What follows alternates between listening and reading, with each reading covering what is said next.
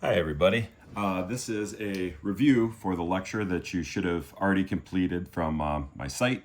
And this lecture is Phases of Matter. So, a relatively short lecture with a lot of introductory material, mostly just kind of vocab.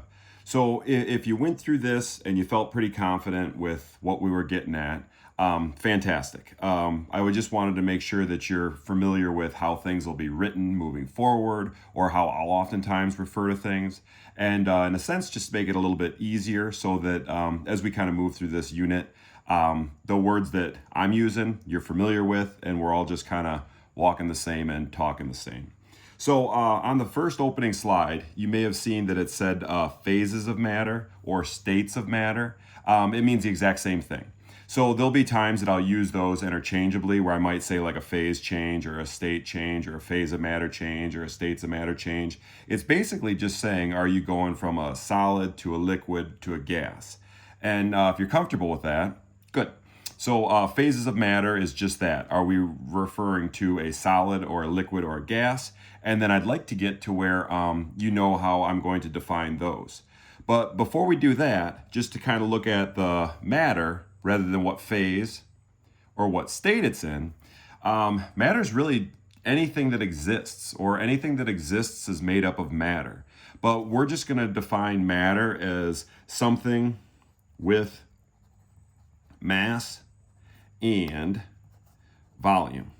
And it's kind of an odd term to start with, because when I say, all right, well, matter is anything with mass and volume, if you're not familiar with mass and volume, it gets kind of tricky.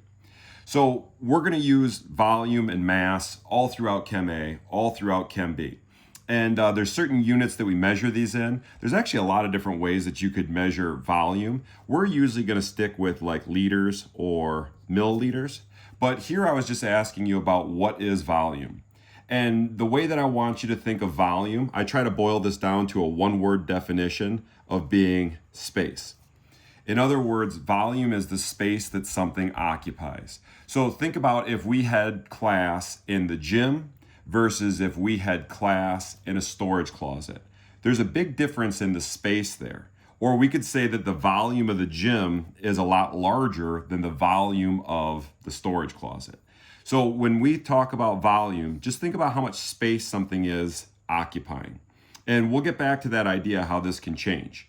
But I also want to look at mass. And again, there's ways you could measure mass, but we're going to primarily stick with grams.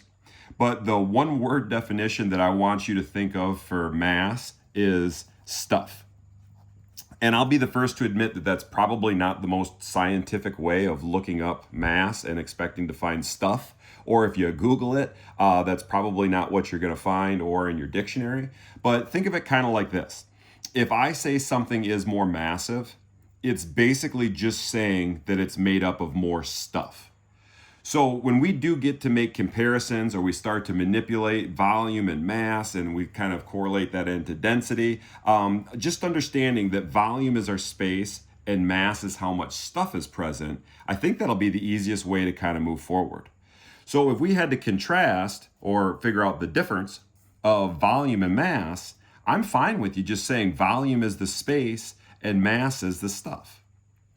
So, like I'd mentioned earlier, when we talk about states of matter, or sometimes I'll call them phases of matter, I kind of tried to flip flop that there so you get accustomed to both.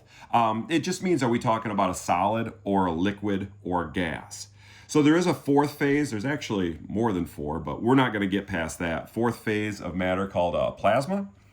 But I'm always going to describe phases of matter or states of matter, phases or states, by what's going on with the volume or the shape. So let's think of water as an example. If I said I've got solid water, most of us are familiar with that as ice. Great.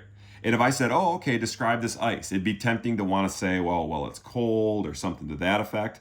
When we talk about that as just being a solid, or really anything as a solid, I want you to think of the volume as being fixed or set, and the shape as being fixed or set. So, boom, there's a pen. I think we can all agree that this is a solid. So if you take a peek at this, the volume or the space that this occupies, it's not going to change. That's not going to mean that this could never, ever, ever change, but just as it sits right now, the space that this pen occupies does not change, nor does its shape. So that's the way we'll describe our phases. Volume, solid, it's locked, right? So it's fixed and fixed. If we've got a liquid, we're going to say the volume's fixed, but the shape not fixed. So what I mean by that is, think of a glass of water. If I had a glass of water, however much water is there, or the space that that water occupies, it's not going to change. But if I take that glass of water and I pour it into a cookie pan, and then I pour it into a cereal bowl, it's going to take on the shape of that container. So while the volume is fixed, the shape is not. Gases, these guys are cruising. They're moving around real fast, and they're moving freely and far apart. So this, we would say that there is no, or I guess I could put not fixed volume and not fixed shape. So a lot of times when we show these guys, I'll kind of have little boxes like this, and I'll go through this with you again, but it's not going to hurt to see it now. And if this is like my solid, my liquid, or my gas, if somebody said, okay, well, kind of draw that, a lot of times we'd say like, oh, okay, well, the matter or the atoms or the particles that make up this solid, they're kind of locked.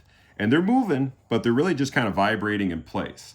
And then a lot of times if I got to show a liquid where the volume is fixed, but the shape is not, I might try to show that there's like a little bit of motion where these guys can kind of slide past each other so that the amount that's present, the volume, the space that it occupies is fixed, but it's just going to take on the shape of whatever its container is.